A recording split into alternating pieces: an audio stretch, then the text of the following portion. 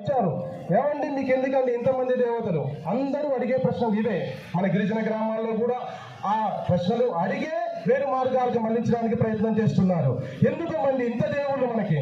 ఏమండి ఇన్ని స్వీట్లు మనకి ఎందుకు? ఒక్క పంచదార నోట్లో వేసుకుంటే సరిపోతుంది కదా?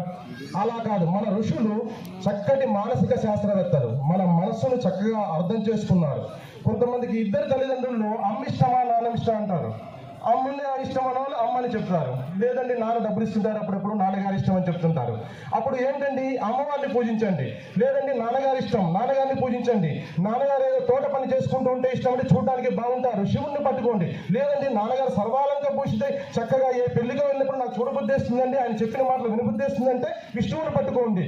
లేదండి చిన్నపిల్లలను చూస్తే బాగుంటుందంటే కుమారస్వామిని పట్టుకోండి, గణేషుని పట్టుకోండి. లేదంటే ఇవన్నీ నేను నమ్మనండి అంటే ప్రత్యక్ష దైవం సూర్య నారాయణని పట్టుకోండి అని ఇన్ని ఉపాసనలకు మన మార్గాలు వేసి ఉంచారు మన ఋషులందరూ కూడా.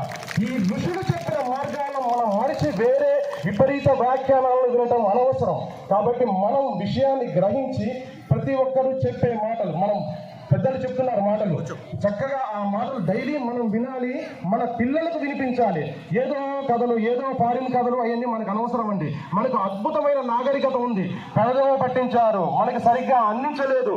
ఇప్పటి నుంచైనా మనం దాచుకున్న ఆ తక్షశిలా విశ్వవిద్యాలయం నుంచి కొంత విజ్ఞానాన్ని మన భవిష్యత్ తరాలకి మనం అందించాలి.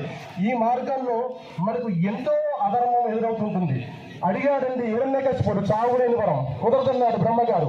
ఏమడిగాడు? వెంటనే గాలిన్ గుంపిన్ అగ్ని అంబువుల ఆకాశస్థలిన్ దిక్కులన్ రేలన్ గస్రములు తమ ప్రబలభూరి గ్రాహరక్షం మృగవ్యాలాదిత్య నరాది జంతు కళావ్యాప్తిని సమస్త అస్త్రశస్త్రాలిన్ మృత్యువు లేని జీవనం ఇప్పించవే లోకాధీశ.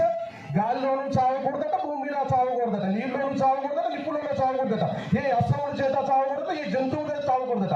అధర్మం ఎంత విపరీతమైన కోరిక కోరిందండి, ఎంతటి కష్టమైన కోరిక అండి ఇది.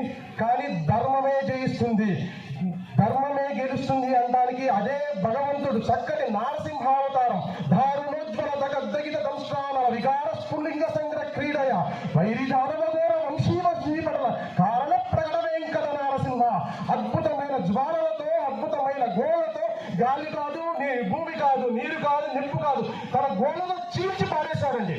అధర్మం ఎంత విపరీతమైన కోరిక కోరుకుంటుందో ధర్మం అంత దారుణంగా సంహరించి పడేస్తుంది. ఇది ఖచ్చితంగా అందరూ గుర్తుపెట్టుకోవాలి. ఇది మన ధర్మం, ఇది మన ధర్మం, వేదం చెప్పిన సత్యం ధర్మం ఇదే. కాబట్టి మనం వెళ్ళే మార్గంలో ఎన్నో అవరోధాలు ఉంటాయి. వేటికి భయపడద్దు, బాధపడద్దు. ఎంతో మంది ఎన్నో చెబుతుంటారు, మా ఋషులు మాకున్నారు, మీ పూర్వీకులు కూడా మనవారే, ఇక్కడ పుట్టిన భారతదేశం అఖండ భారతంలో పుట్టిన ప్రతి ఒక్కడు హిందువే, ఏ జాతి కుల మతమే